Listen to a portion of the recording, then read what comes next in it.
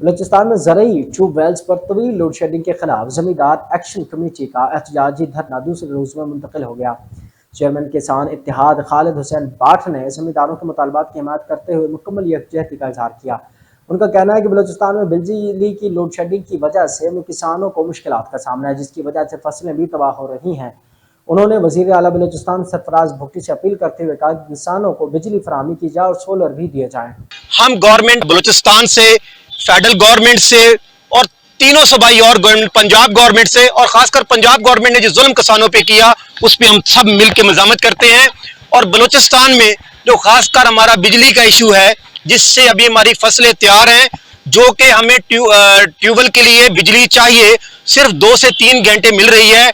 एक मौसम की तब्दीली की वजह से, सैलाब की वजह से, बारिशों की वजह से हमें वो फल नहीं मिला।